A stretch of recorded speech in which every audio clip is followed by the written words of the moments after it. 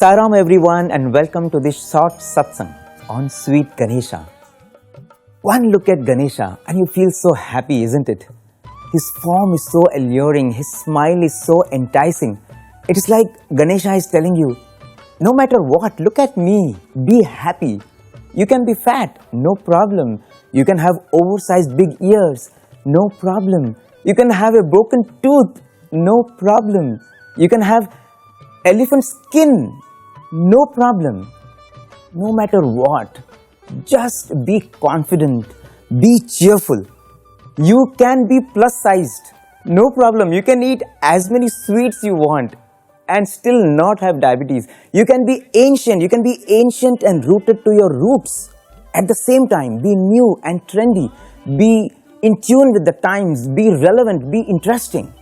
Isn't this not Ganesha conveys to us? Every time you look at Ganesha, you are filled with that joy, with that brightness, with that happiness, isn't it, Prem? And absolutely, and I think whatever you said must have been music to most of our ears. But it's so beautiful, when you think of it. Swami gave so much importance to Lord Ganesha and the worship of Lord Ganesha.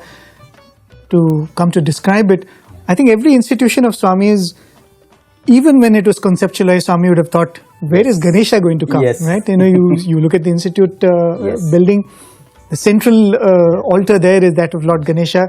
We all have a very fond liking to that place. Yes. The hospital, the Ganesha in the super specialty hospital plays a very, very important role. When you speak to patients, even doctors who serve in the hospital, they speak of the importance of that space. And in fact, Brother Harsha, one of our dear brothers and the PR of the hospital, he was saying that this space belongs to Swami. We cannot move anything without Swami's permission, because that's how much importance Swami gave. And Swami has personally directed every every object which is there in that central hall in the hospital has been planned and put by Swami himself.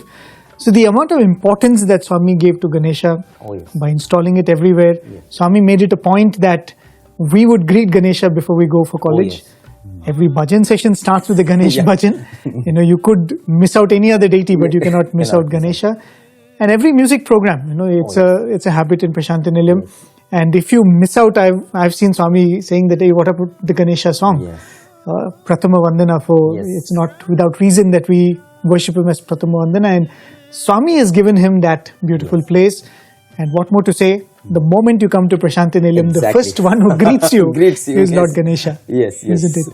He is the one who takes your prayers to the Father. Absolutely. The Son, Bhagavan has appointed his Son to invite everyone who comes to Prasanthi Nilayam, isn't it? Fantastic.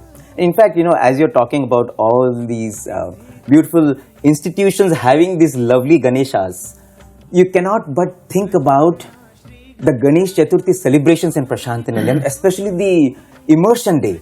The lovely chariots that the students used to make, the amazing flights of creativity, the superlative shades of innovation that you would see every time there was this Ganesha immersion ceremony, isn't it?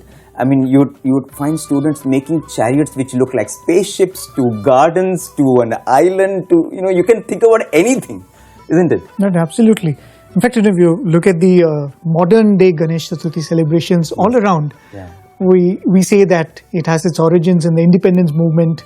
Bal Gangadhar Tilak came up with this celebration as a means of bringing together people, uniting people. But you saw in Prasanthi Nilayam that took a completely different flavor, where everyone's talents came together and everybody started making these things. And all around the world, I think Ganesha is that one deity whom you can cast in any form. Exactly. And you will not be charged with blasphemy. Yeah, exactly. I mean, Ganesha can be a doctor, Ganesha can be a dancer, Ganesha can be a paratrooper, Ganesha can be a poet, Ganesha can be a pilot, Ganesha can be anything actually. In fact, I remember on one occasion, you had like so many Ganeshas. Right. That Swami had visited. Swami had visited, and right. Swami saw every Ganesha there. It's like everything that you can imagine, they had Ganesha in that hue, and Bhagavan loved it. Right. And I think it's a very significant thing that we celebrate Ganesh Chaturthi like this. Yes. If you look at it, it is the celebration where it begins by you making a Ganesha. Of course, now we go to the market and buy one. Yeah. That's a different thing, and we are losing the essence of the tradition in that sense.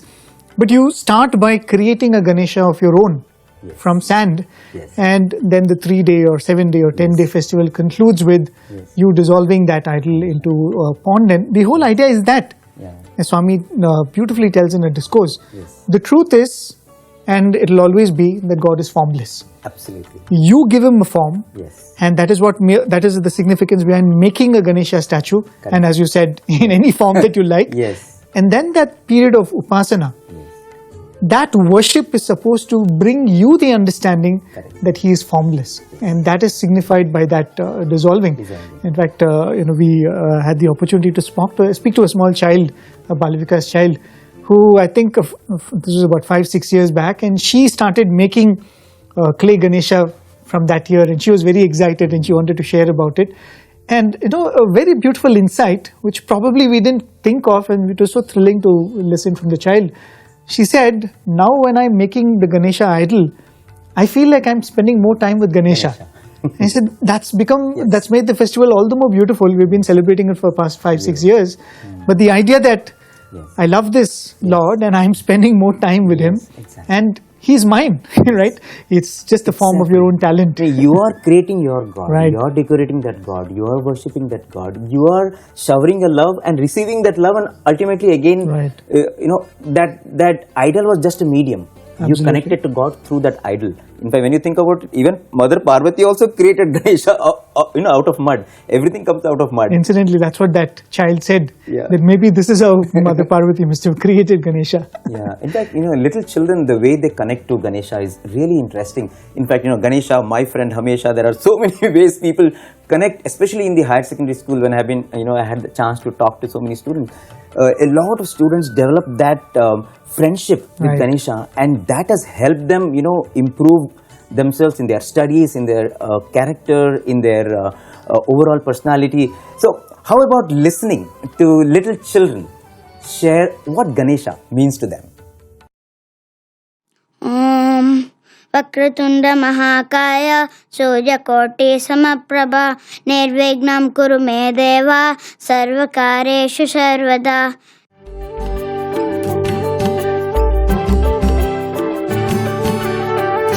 Sairam, my name is Sai Lakshita. I am 5.5 years old. I love Ganesha. Ganesha is very wise. Before I start my work, I pray to Lord Ganesha, and Ganesha comes and helps me. Om Shri Sai Ram.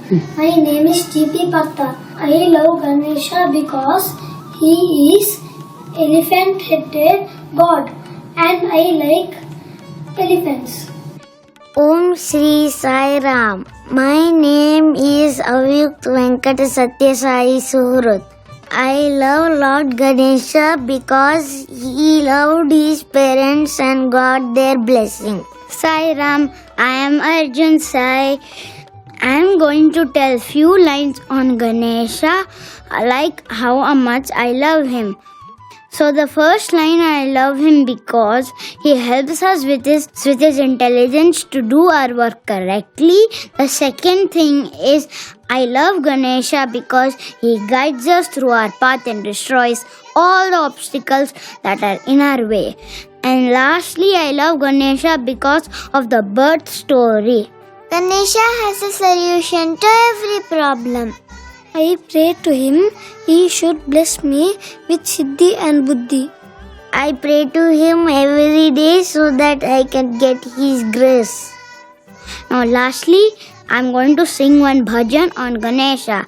Gajavadhana Gananatha Gajavadhana Vinayaka Siddhi Vidata Shivatanaya Siddhi Vidata Shivatanaya Buddhi Pradayaka Gajanana Buddhi Pradayaka Gajanana Parvati Nandana Bhava Bhaya Bhanjana Yuga Yuga Vandita Jai Shri Ganesha Parvati Nandana Bhava Bhaya Bhanjana Yuga Yuga Vandita Jai Shri Ganesha. Happy birthday Ganesha, I love you. Happy birthday Ganesha, I made this card for you. So that's the sweet love of the little ones for Ganesha, and you should see the frenzy and the excitement that is there in the hostels, especially during the Ganesh Chaturthi celebrations, and a lot of elements are there as part of the celebration. And one thing that is most looked forward to and everyone is so interested in it and relicious is the delicacy that is made, the modaka. And Bhagavan used to talk about the modaka in his discourses and say how the modaka is steam cooked, and in fact it is like idli, and it is one of the healthiest of all the food items that you can actually make. And look at Ganesha. Ganesha eats a lot, and Ganesha is telling, you know what, if you want you can eat as much as you want, but ensure that you eat healthy food. If you are eating healthy, you will always be fine. And the way the modaka is made and what goes into the modaka has so much of deeper significance when it comes to our food and our diet and our habits for healthy life, isn't it? Very, very true. In fact, even as you were telling the example of idli, Swami would very often give that as an example when he's talking about steam cooked prasadam. Yes. Because you'd say idli, in our hospital, somebody has an open heart surgery and the next day he is served idli. That's Yes. how healthy it is. Yes. Right? And Swami would say that that's why food that's not oily, food that's not directly cooked on fire Correct. is very healthy. And Ganesha, interestingly, however you picture Ganesha, invariably he's pictured as being a little on the, the higher side of weight. Yeah, right? He's happy and pot-bellied. Right. But Swami would say that he is Mahakaya. He has a big body, but he's not unhealthy. Yes. He is healthy, and it is represented by what is meant to be offered on Ganesh Chaturthi. Yeah. So the things which is used, Swami would say two main ingredients, the til seeds and jaggery. Right? Jaggery is used instead of sugar. Yes. And Swami would say most of these festivals have their origins, and even today they are very widely celebrated in the villages. Yes. It was this period of time in the year when jaggery would come to the houses after the whole process we all know from sugarcane to jaggery. And til seeds will also be harvested around this time. And these are actually very significant for good health.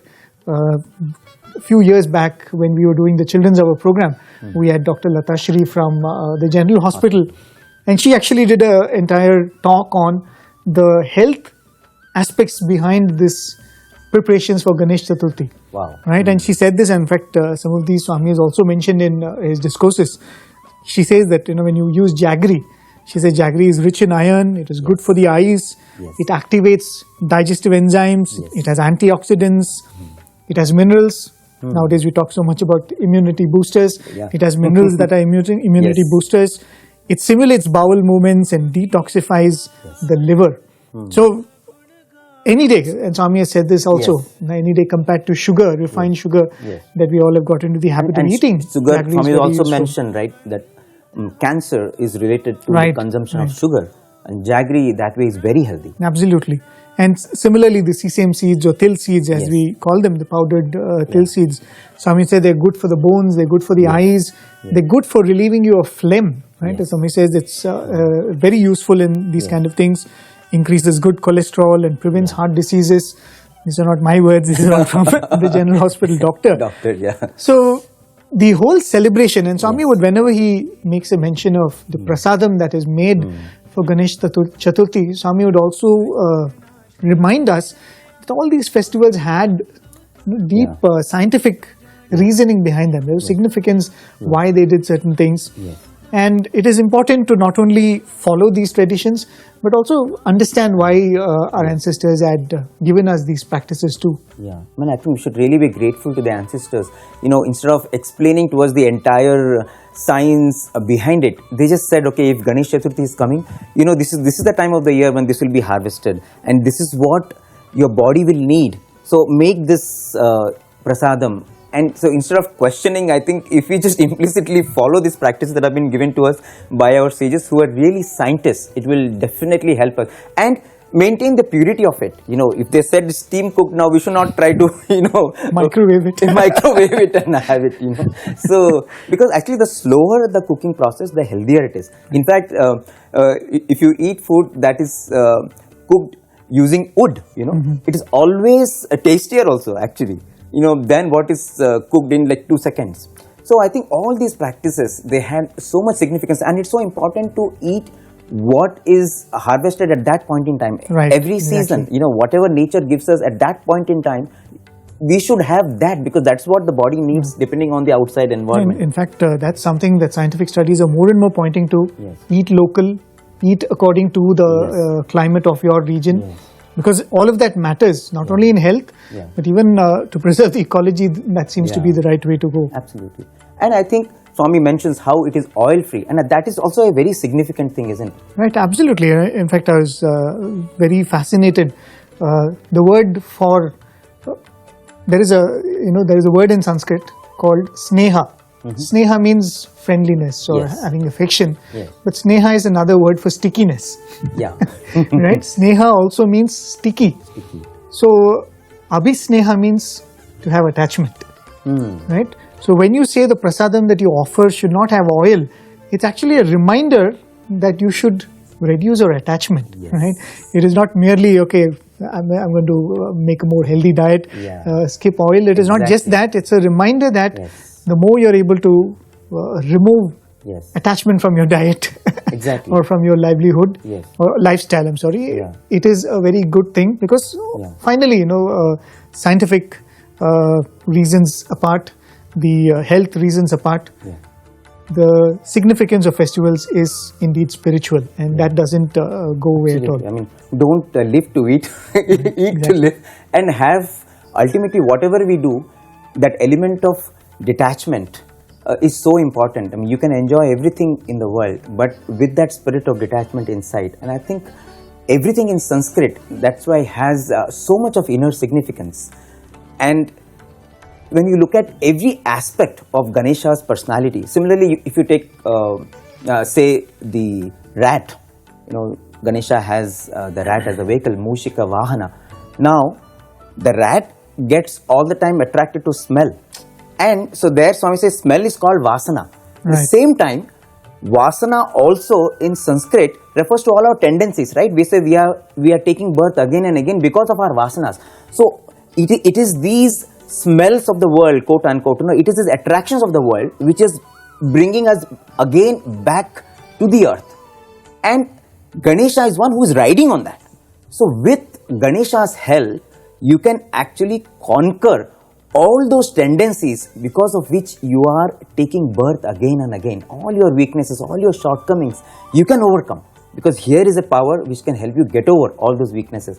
And the most beautiful thing Swami says, see, even though this rat represents darkness and vasanas, it is worshipped today. It is worshipped today because of association with Ganesha. Otherwise, no one will worship a rat. I think that is what, if you have that positive association, if you are in Satsanga, Ganesha will give you the strength to get over your vasanas, get over your weaknesses, and not only that, you will actually become even a thing of worship. I think that is so profound when you think about the Ganesha principle. Very true. The Mushika, as you said, Swami says it is attracted to smell, and it does all the nonsense in darkness right? When not watched, because most of the vasanas are, Swami would say, that inner tendencies in the subconscious mind. They're not even open to us. Even the conscious mind sometimes is not aware of it. And Swami would say Ganapati is another name for Ganesha. The Ganas represent the senses. The Karmendriyas and the Jnanendriyas and the mind, which is supposed to be the master of these. and Ganesha is the master of all of them. Right? And that is why the vasanas are related to the senses are to be ruled by the Lord, and Ganesha represents intellect, as Swami would very often call our attention to. And intellect, Swami would say buddhi. It is not bookish knowledge. It is not, there are many vidyas, but this is not, Ganesha does not represent bookish knowledge. He represents the most important kind of intellect, nitya anitya parisilana, as Swami would say. The ability to differentiate between what is permanent and what is impermanent. And this should rule over your senses and vasanas. So that's the, you cannot get a more powerful imagery of a spiritual pursuit than this, isn't it? Absolutely. And in fact, when you look at the other elements also, as part of the Ganesha worship, once Ganesha festival comes, everybody goes looking around for grass to offer, everyone is trying to see how much grass they can offer to Ganesha. But, Swami gives this very beautiful example of how the worship of Ganesha through grass started. And Swami gives this Puranic story, this legendary story wherein once Mother Parvati and Shiva, they were playing a game and they had Nandi as the judge. Right. And it so happened that apparently Shiva lost the game, and Nandi as the judge, even though Shiva lost the game, he adjudged Shiva as the winner. Okay. Because he felt, how can I do this? Shiva is my master. Whatever I am, it's because of my master. How can I see my master not winning the game? And of course, this infuriated Mother Parvati, and Mother Parvati said, how can you do this? I actually won the game. And then, Nandi seeks forgiveness. He said, Mother, I don't know what to do. I cannot have Shiva, my master, lose. So, punish me however you want. And then apparently Mother Parvati says that, may you be inflicted with an incurable disease. And that is when, Nandi does not know what to do, and he seeks Mother Parvati's forgiveness for the mistake he had done. And Mother, out of her infinite mercy, she says, okay, there is one way you can come out of this curse.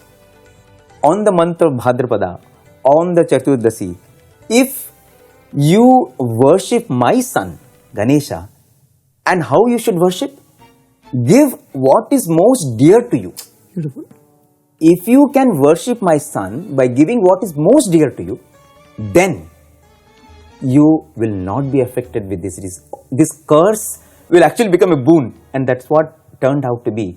And because Nandi loves grass, Nandi said, I will offer grass and worship Ganesha on Ganesh Chaturthi day. And that is how he was relieved of the curse. And what is Bhagavan telling us here? Can you worship the Lord by giving what is best? We want the best from God in our life. But when it comes to giving up something, we want to give something which we can live without. But can we give God on this auspicious day something that we cherish the most? Then I think definitely God will give us something which we cherish the most, isn't it? Yes, and we continue to offer to God what is favorite to Nandi. Right? But I think the significance is that, it's such a beautiful thought. You offer to God what is dearest to you, and He will give you what is dearest to Him, and that is the ability to move closer to Him. The other point that Swami would make about Ganesha worship and offering this, similar to offering this grass, the kind of flower that we offer to Ganesha, there is Swami says it is Jilledi Puvu. It's called in Telugu. It is generally not sold in the market at all because it is considered not very exclusive, right? It's not like any of the other flowers, not very fragrant, not very colorful. But Swami will say that that is offered to Ganesha, right? That also has its own significance in the sense, Swami tells in one of his discourses, he says, Ganesha is one of the deities that is worshipped even by other beasts and birds. And they would offer all these kind of things which are accessible to them. So the idea of doing a Ganesha worship like this is, here is a Lord whose worship is universal. Because today the Ganesha festivals have become so elaborate and so expensive. But Ganesha is meant to be available to be worshipped for all. That you don't need a wherewithal to do his worship. You can offer him anything. You can offer him grass, you can offer him these flowers. But the idea is to offer to him what is what he seeks, and that is what the spiritual significance of all that we spoke of. Yeah. To give a little bit of our attachment away, Yes. to be ready to do something which Ganesha represents. That is the buddhi over the vasanas. Yes. That is the best offering that you can make, and everything that is involved in the worship is only a pointer, is only a instrument that reminds you of all these things. I think, as you said, every element of worship, if we can think about the spiritual significance behind it, and if we do, definitely this festival will take us so much close to God. We will feel that divine proximity. We will get that strength and that buddhi to overcome our shortcomings. And as you were saying, the festival of Ganesha has been ancient. If you see the Vedas also, you don't have mention of Rama and Krishna in the Right. Vedas. But Ganesha is almost like Ganesha is there since the beginning of time. Swami says the representation, Ganesha is worshipped as Pranava Swarupa. Like Right. he is symbolic, emblematic of Om. So Ganesha is that primordial deity. And the worship has been there since the beginning of time to fill us with that spiritual strength to deal with the challenges of life. In fact, the other very beautiful thing also about the Ganesha principle is, when you talk about the chakras of the human body, Right. the Mooladhara chakra, which is the basis, Right. that is represented by Ganesha. And they say it is very, very significant because, when God created the human body is perishable. It is transient. But the Atma is imperishable. Atma continues to live. Now, how to bring both of these together? How to bring something which does not die into something which dies? And they say it is this Ganesha principle which is making this happen. And that is why the Mooladhara Chakra, the Ganesha principle is so significant, so central to our existence. Right. In fact, they say Kundalini is Mother Parvati. And we all know the story of the origin of Ganesha. He is supposed to be the gatekeeper of the private quarters of Mother Parvati, and that is how the Kundalini is described. The Kundalini is Mother Goddess, and Ganesha, the Mooladhara Chakra, is the one who is guarding it. And very interestingly, when you read about this Kundalini Yoga, they say that the way to activate the Mooladhara Chakra is through innocence. It's the goodness and innocence which is represented by Ganesha. And going back to that Puranic story, the origin of Ganesha, we all know that. And the other story that is often spoken about is Ganesha going around his parents when asked who is going to come first.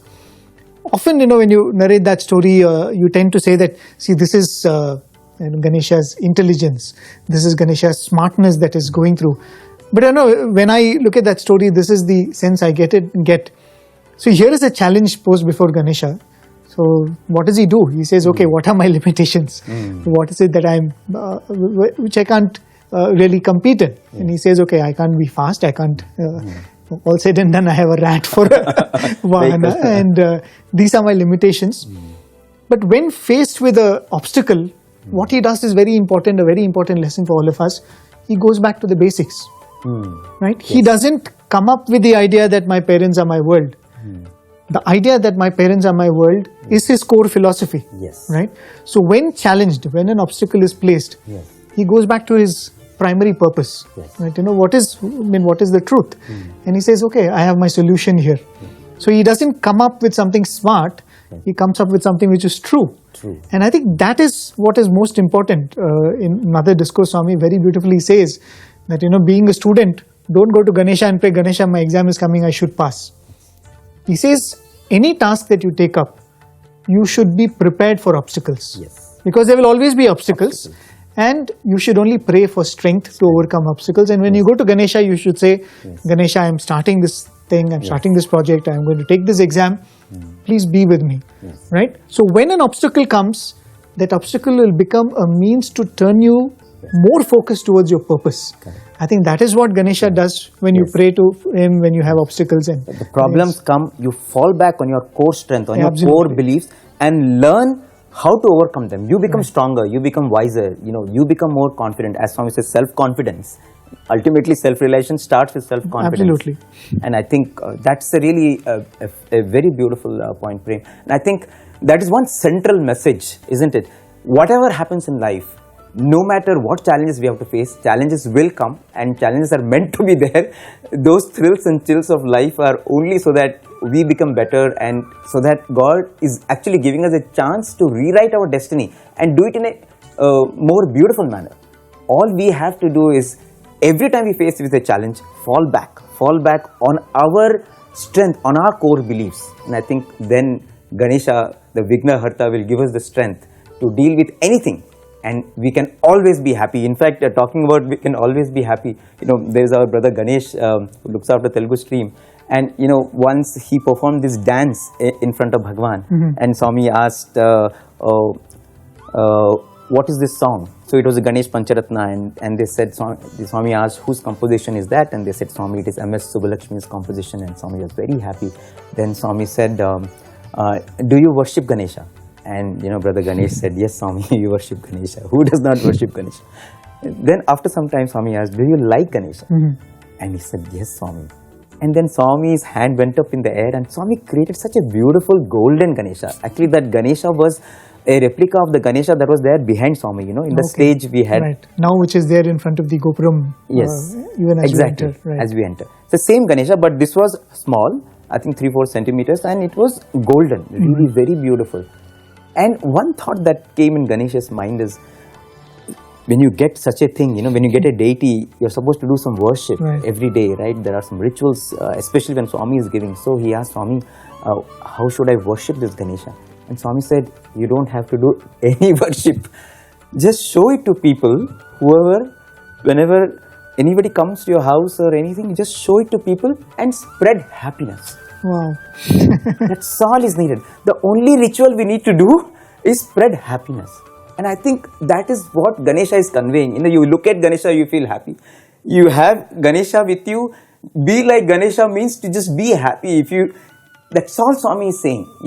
I don't need all those rituals. You can do those rituals. But if there is no joy in your heart, if there is no happiness in your heart, if there is no self-confidence in your being, then there is no point. So I think as we celebrate this festival, let us fill ourselves with that joy, with that jubilation, and with that electrifying love for the Lord.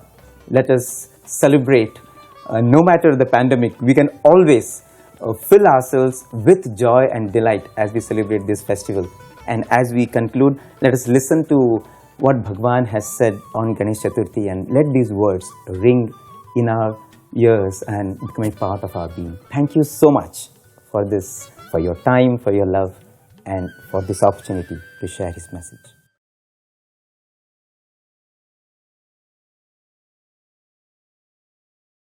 మనము ఈ దేహాభిమానమును క్రమక్రమేణా కొంచెం ఆహార విహారం చేత తగ్గించుకుంటూ రావాలి.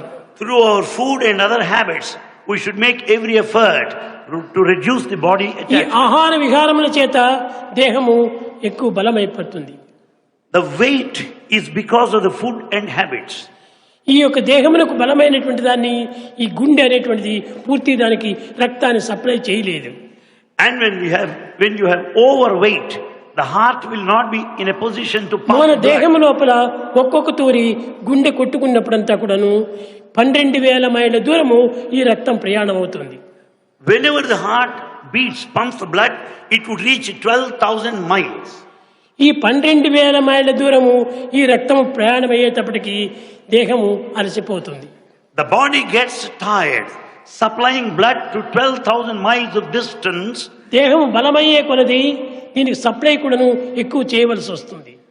With the increasing obesity, the circulation of blood becomes a problem. కనుకనే ఈ సప్లై చేసే దాంట్లోపల హార్ట్ వీక్ అవుతుంది.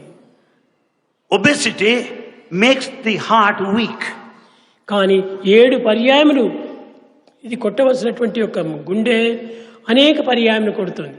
The heartbeat increases because of overweight. కానీ ఒక్కొక్క పర్యాయం గుండె కొట్టినప్పుడు 12,000 మైళ్ళ దూరము ఈ రక్తం ప్రయాణం అవుతుంది. Each of the heartbeats would supply blood that would extend to the distance of 12,000 miles. కనుక దేహాన్ని కూడా రక్షించుకోవడానికి ఈ యొక్క గుండెకు ఇంత పని పెట్టకుండా మనం చూసుకోవాలి. We should see that heart is not put to overwork. వినాయకుడు చేసే పని అదియే. That is the job of Vinayaka. అన్ని భుజిస్తుంటాడు. We eat all. కానీ తనకి ఏమాత్రం కూడాను బాధలు కలుగవు. But Vinayaka has no problems. అనగా ఈ దేహముకు సంబంధించినటువంటి ఒక విషయంలో వినాయకుడు చేసేటువంటి పనులు చాలా సూక్ష్మమైనటువంటివి. The actions of Vinayaka has got these subtleties relating to maintenance ఈ of health. భుజించే ఆహారం లోపల ఉండేటువంటి యొక్క మార్పే ఈ ఆరోగ్యమునకు మూల కారణము. The main cause, principle behind the health is a kind of change in our food habits. ఈ విధమైనటువంటి యొక్క వినాయక చవితి ఆరోగ్యమునకు మహాభాగ్యమునకు ఆస్కారమైనటువంటిది ఈ Vinayaka Chavithi. Vinayaka Chaviti confers health and prosperity. ఈ హెల్త్ అండ్ ఆస్తికి చాలా భద్రం కాపాడేటువంటిది. The health and prosperity are held in security in the hands of Vinayaka.